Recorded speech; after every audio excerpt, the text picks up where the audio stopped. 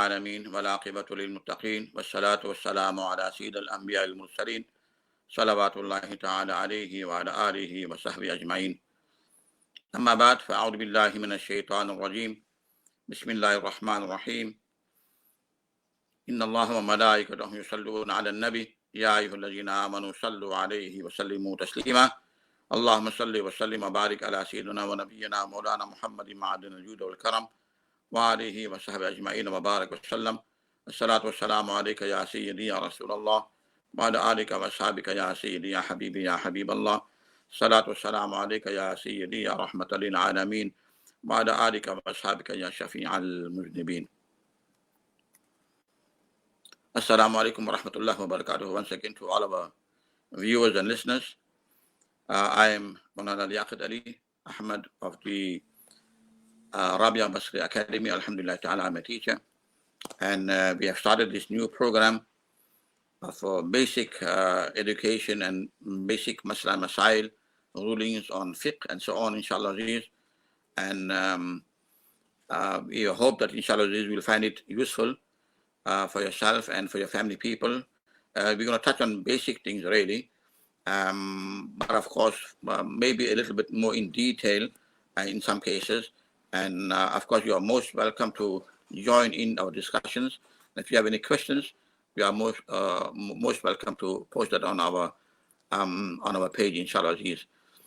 So we're going to start with fiqh, and that is what our subject is going to be, and it's going to be done every weekday, Monday, Tuesday, and Wednesday, inshallah. Immediately after Zohar, well, not obviously immediately, but from 2 o'clock till about 2:30, inshallah, Monday, Tuesday, and Wednesday. So those of you that would like to join in, please join us, inshallah.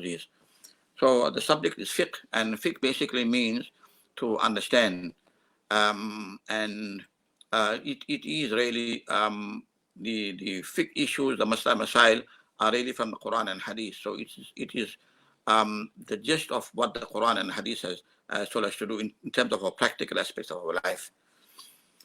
Before we even get to that, inshallah, I think it's important that we understand certain terms and terminologies that we'll be using in fiqh, because sometimes in our day-to-day lives we use a term and it may be in our own way we mean something else. But in fiqh terms, when we say certain terms we are used, there's a specific meaning to that, and there might be slightly differences in subtle differences rather in some of the terms that we use, and which may not be known to people generally, that is the general public. So inshallah, let's touch on that first, because these are the words that we'll be using quite often in our fiqh classes, and I'm sure most of us you know these terms perhaps, but maybe you not know the final or the finer points of it, or the intricate details about it really. There are Arabic terms, and of course we use Arabic quite frequently in our in Islam and in fiqh terminology, inshallah. So the first thing that we come across quite commonly is the word farz. In Urdu we say farz because the dot is pronounced as a z in Urdu. We say farz, but in Arabic the word is fa, ra, and a dot, farz, and the plural of that is faraid. Faraid, an act that is compulsory, and we know that as something that is that we have to do. And it's a must, it's an obligation, it's compulsory. And then we have different types of farz. In Islam, sometimes we may say, like, for example, an action like namaz or roza, for example, is farz. And sometimes we may say in wudu there are certain faraid or certain things that as compulsory for you to do, and each of these are different in terms of putting them into use as such. So we divide them into different categories as such. One is fard i'tiqadi. Fard i'tiqadi means those faraid that we have to believe in, and as part of our i'tiqad and our aqidah as such. And what that entails is that a fard i'tiqadi is that explicit and very clear command of Allah subhanahu wa ta'ala to do something. The command is from Allah subhanahu wa ta'ala to do something is very explicit. And fard is a duty made compulsory by Allah subhanahu wa ta'ala in the Quran upon all Muslims, like salah, for example, which we have to believe in it's an obligation. And it's a deed that is proven by a distinctive proof. That means there is no doubt, there's no ambiguity in it. It being fard is generally known and obvious to Muslims, like, for example, salah and Sawm, fasting, that is, and zakah. So these are what we call fard i'tiqadi. That means to believe in them, it is fard as well as to practically do them as such. So called the fard i'tiqadi, and the ruling of that is that a person who denies it being fard, he will be out of the fold of Islam. That means if you think that fard, salah is not fard, or namaz, roza is not fard, or zakat is not fard, or hajj, for example, is not fard, these are generally known to every Muslim, basically, that these are the things that we have to do. And if a person doesn't believe in them to be fard, he is no more Muslim. He gets out of the fold of Islam. And one who deliberately leaves it, even once, he is termed a fasiq. That means a sinner, a person guilty of having committed a major sin and deserving of punishment, on whom tawbah or repentance is compulsory, and there is great sawab, of course, and great ajr and reward for performing it. So this is the first type of fard i'tiqadi. That means you have to believe in it. If you don't do it, of course, you are a sinner, but you still be a Muslim. But once you deny it being fard, you come out of the fold of Islam as such. And then we have the second part, which is called the fard amali, an obligation or integral based on an implicit command of Allah subhanahu wa ta'ala. This pertains to integrals in a particular deed. For example, things that are faraid in namaz, things that are fard in wudu, things that are fard in hajj, for example, or things that are compulsory in fasting or in zakat, for that matter, whatever it is. So these are amali, pertaining to our actions and deeds. And those things that are in that action, sometimes they are fard. So we will come across this type of fard also. So they have nothing to do with i'tiqad and nothing to do with belief as such, but it is an obligatory integral based on an implicit command of Allah subhanahu wa ta'ala. That is very clear command. And of course, sometimes you will see the fuqahas have different, jurists have different, what do you call this, opinions about it as well. But that's called the fard amali. The ruling of it is that if any one of the integral is omitted, the entire action, for example, you're doing a wudu or doing namaz, and a certain action in it is fard. You say a certain action in namaz is fard, or certain action in wudu is fard, that any one of those faraid actions are left out, that action is deemed invalid. The faraid of wudu or salah are actions that are compulsory. The ibadah will not be valid if a fard is left out. Jurists and the imams, for example, in the Hanafi madhab or Shafi madhab or Hanbali and all that, the different jurists may differ in opinion as to it being compulsory or not. And of course, they have that right, and they are the imams, and they have done their studies and so on. And sometimes they deem a certain action fard according to their research and according to the opinion. They deem that as fard, and sometimes they deem that as not fard, or maybe that's wajib, for example. So that difference may occur, and you will find that as much as it is an implicit command of Allah subhanahu wa ta'ala, but the interpretation of that may differ from an imam to another imam. So we have this fard amali, which is a fard that is in an ibadat, in a particular action, and that that we have to do that when you are doing that action. Otherwise, that particular deed will not be acceptable as much, and it will be deemed incomplete or null and void as such. Then you have another term that we come across, which is called fardul ayn. That means a action that is compulsory on every individual. It's an individual thing pertaining to a particular person. So, for example, salah and saum, for example, they are individual farz, a farz on every individual. So these are examples of fardul ain. That means it is a farz that is on every individual. And then other one you have, as compared to that, you have farz al-kifaya. Farz al-kifaya is a communal obligation, an obligation, a farz that is on the community as such, which means the community as a whole has to do it. And the ruling of that is that if one performs it, then those that were negligent in the whole community will be held. So, sorry, if no one performs that farz, because it's a communal thing. If no one in the community performs it and they were negligent, then the whole community will be held responsible. And a few of them do it, even if one person from the community fulfills the obligation, then the rest will have no blame and will be absolved of that duty. The farz of it will fall off them as long as one or two people do it. But those that performed it, of course, they will be rewarded. They will be rewarded for having done that action.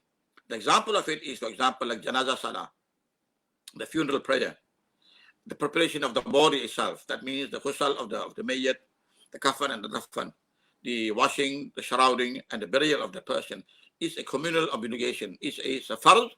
It is compulsory that we have to do it, but the community as such as a whole have to do it. If no one performs these rights of the deceased, then the entire community is sinful for having abandoned them, and they will be held responsible for that. But if one or two of them do it, then the rest of them are absolved of that duty, although they will not get the sawab of it, and only those that have performed the duty will get the sawab and the reward for that as such. So coming back to that, let's go over that one more time. We have farz, we have different types of farz which are an obligation. One is the farz i'tiqadi, which we have to believe in to be farz. We must believe that it is a farz, and these pertain to the normal things that everyone knows it to be a compulsory action, like namaz, roza, and zakat, and so on. These are farz i'tiqadi that we have to believe in them to be farz. As compared to the farz amali, you don't have to believe that it is farz, although we do it. It's part of an action. But the farz i'tiqadi is such that we have to believe that they are. It's an obligation. If you don't believe it to be an obligation, although you may be doing it, you say, well, I'm going to read namaz, but I don't think it is farz, then you are not a Muslim anymore, basically. You may be giving zakat, but you don't believe that it is a compulsory thing, that you do it as a voluntary thing. If you don't think zakat is farz, you become a kafir, you become out of the fold of Islam as such. You lose the iman. So this is what they call farz i'tiqadi. The other one is farz amali, which is pertains to your everyday work that you do, the amal that you do, the action that is being done, like your namaz, your roza, your hajj, all those things, and they have certain things in them that is compulsory, that you have to do it, otherwise that action will not be valid as such. This is called farz amali. Farz ain are those farz that are pertaining to every individual. When I say this is farz ain, that is an obligation on every individual. Of course, that individual meaning that he is mukallaf. That means he is mature, he is sane, and he is baligh, basically. So those things that makes a person a mukallaf, that means where the laws of Sharia are binding on that person, so it's farz on that person. Like namaz. Namaz, you say farz al-ain, it doesn't mean it's a farz on a person that's mad. It's not farz on a person, on a child, on a minor. We're talking about generally those that are mukallaf. We call them mukallaf, those on whom the Sharia is binding. So that is farz al-ain. And then you have farz al-kifaya, farz that is a communal farz, when people have to do it as such, as a community. And if even one or two of them do it, then the rest of them are absolved of the duty. Otherwise, everyone is held responsible for having left out that farz. Then we have the second type of a term that we use, which is wajib. And the plural of that is wajibat. Wajib, as compared to farz, is a slightly technical difference between them. Wajib, i'tiqadi, a duty made obligatory by the Sharia on Muslims through a distinct proof in which there is ambiguity.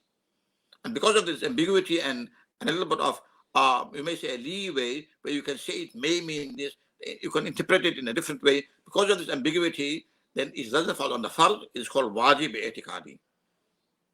wajib of itiqadi. For example, a ruling on that is because of this ambiguity as such and doubt, a person will not be termed a kafir or out of the fold of Islam if he denies it as an obligation. Such a person will be termed as misled, misguided, or astray.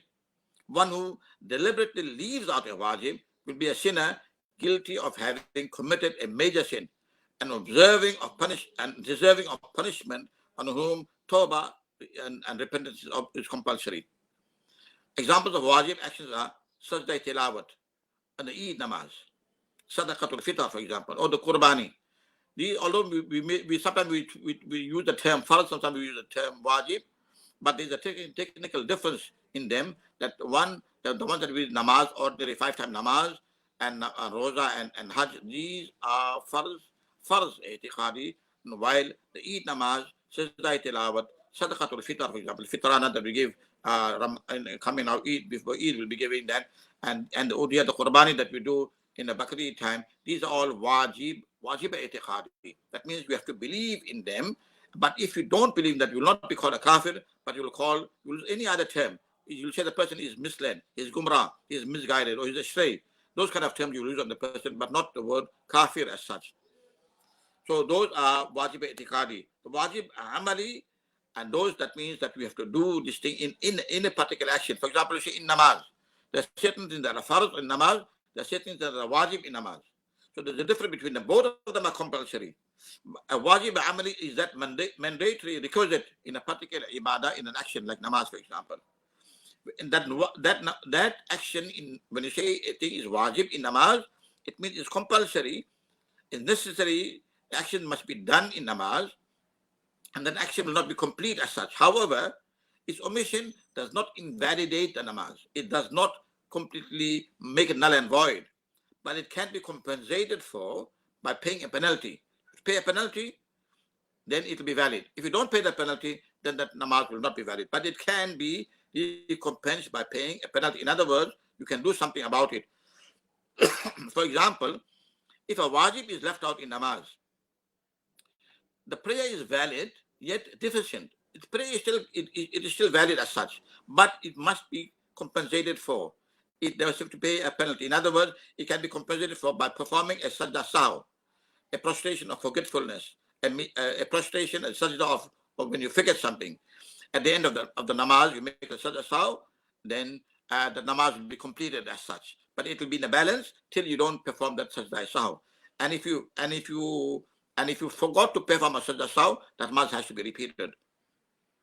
And if the wajib was omitted on purpose, then it will be sinful, and hence it will be mandatory to repeat that namaz. You can't deliberately leave out a wajib. If by mistake you left out a wajib in namaz, it can be compensated by making sajda saw. You can do a sajda saw at the end, and if you don't do the sajda saw, of course the namaz will have to be repeated.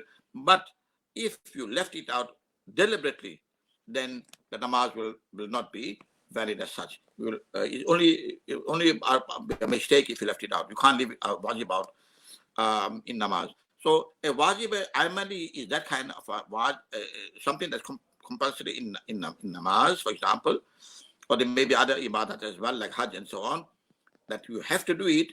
But if by mistake you forget that, or you left it out, or some circumstances don't allow you to perform that, then you can recompense that by paying a penalty.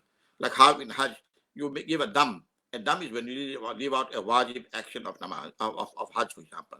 And like sajda saw is performed in namaz, we left out the wajib action. But if left out a fard action in namaz, the namaz is not valid at all. It has to be redone all over again.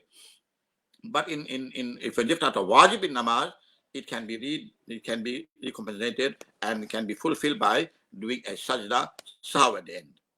Alhamdulillah ta'ala. So that goes with the wajib etiqadi and wajib amali. So we've done farz and we've done wajib. Now it comes to the sunnah. And this is something that we all know, alhamdulillah ta'ala. In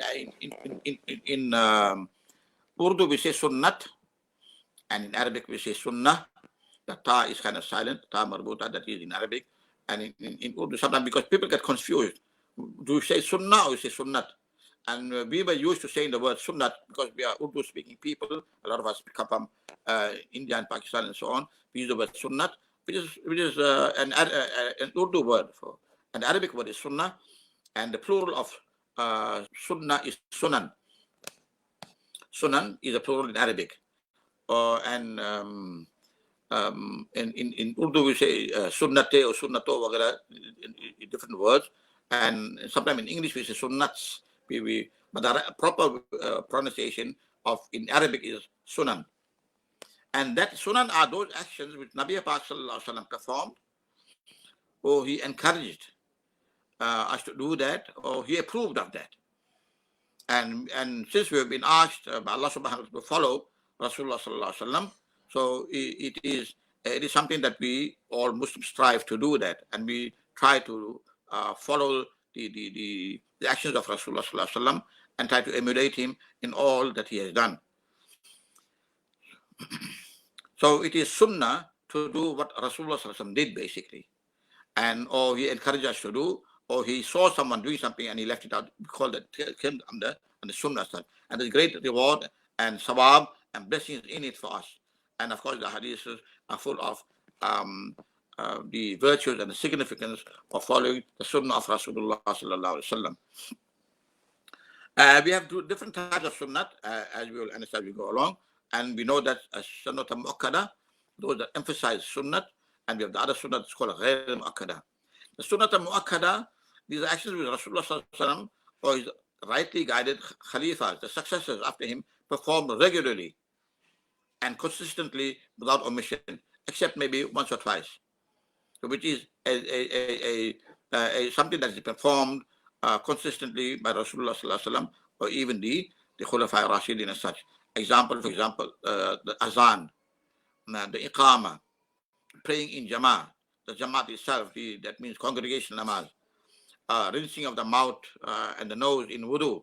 These are sunnat mu'akkada. That means Nabi Sallallahu Alaihi Wasallam, whenever he did this, whenever he made namaz, he made it with jamaat as well. And there's a lot of encouragement for us to pray in jamaat as such. Rinsing of the mouth. And that's, of course, we come across a lot of sunnat in our daily lives as such. The ruling of sunnat mu'akkada is that living out a sunnat once without a valid excuse is wrong and mildly disliked. Once, but without a valid excuse. That means it is disliked to do that. If one persistently leaves out a sunnat mu'akkada without an excuse, then it would be sinful, depending on the level of its emphasis. There are certain sunnahs that are emphasized on in the hadith. There are certain sunnahs that Nabi Sallallahu Alaihi Wasallam did, although he did it regularly, but he did not emphasize. There's not so much emphasis on it. So a person leaves it out persistently, continuously leaves it out, then it will be sinful for that. And depending on the level of his emphasis, as some sunnah acts are more emphasized than others. However, the sin is deemed less severe than that incurred by omitting a fard or a wajib. The sin is less compared. If you leave out a fard, that's a massive, the major sin. Same with wajib as well. If you leave out a sunnah mu'akkada, the sin, it is sinful, but it is less as compared to fard, leaving out a fard or a wajib. And of course, the great sawab and the great reward for doing it as such. And a person is deserved to be reprimanded and shouted at for leaving it out once, punishable offense if left out habitually. Of course, if there is a Islamic ruling basically, so the judge he can pass out a judgment that a person should be punished if he become a habitual leaver of the sunnah mu'akkada as such. That's left to the discussion of the qadi as such. Then you have the sunnah ghayr mu'akkada, a sunnah wherein its practice is not emphasized. The actions of Rasulullah Sallallahu Alaihi Wasallam, which he practiced on a regular basis, also omitted it occasionally. Every now and again, Nabi Abbas may have not done it as such. But the practice is not emphasized, but yet it is a sunnah of Rasulullah. The ruling of that is that great sawab for practicing it and no blame for omitting it. A lot of sawab for doing it, but there is no blame for not doing it. Although it's not desirable that it should be omitted, there is no serious consequences for leaving it out even on a regular basis. For example, a person doesn't read the four sunnahs of Isha, the four sunnahs before the Farz of Salah of Isha, and all the sunnahs of Asr, for example. And very seldom he reads it. So even on a regular basis, we read that in there. It's not desirable that you should do that in that, but there is no serious consequences and guna and sin for having left it out. But a person should try as far as possible to practice the sunnah, although it is not emphasized. Sunnat khair mu'akkada. Then we have the nafil or nawafil. Nafil salah or nafil, anything that is optional, if you may call it. Or there are other words also used for it. We sometimes use the word mustahab, desirable, and the plural of that is mustahabbat. Mustahabbat or nafil or nawafil. Nawafil is the plural of nafil. Mustahab or mustahabbat. Any practice that is looked upon as good in the eyes of the Sharia. Generally, an act that Rasulullah sallallahu alaihi wasallam did, perhaps once or even twice, without establishing it as a normative practice. We encouraged it. Or the jurists and the imams and so on and scholars have approved of it. A nafil or mustahab act is an optional act. That means it's not something that's compulsory, but it is something that is optional, and it's nice to do that anyway. And ruling of that is one is rewarded for doing it, yet there is no blame or sin for omitting it. A person is rewarded for doing it, but there is no sin, there is no blame, there is no guna for omitting it or leaving it out. It's something you do to make a particular action beautiful and special, and for that there is great reward, and there is no sin if it is left out. So mustahabbat act in a particular action, for example, is you say mustahab to do this, or is nafil to read namaz. That means to get closer to Allah subhanahu wa ta'ala, as mentioned in the hadith. يتقرب إلي عبدي بالنوافل. يتقرب إلي عبدي بالنوافل. A person gets closer to me. The hadith is Qudsi. But Allah subhanahu wa ta'ala says, and Nabi is conveying it to us, that he said, Allah said that a person gets closer to me through nawafil, optional ibadat, optional actions.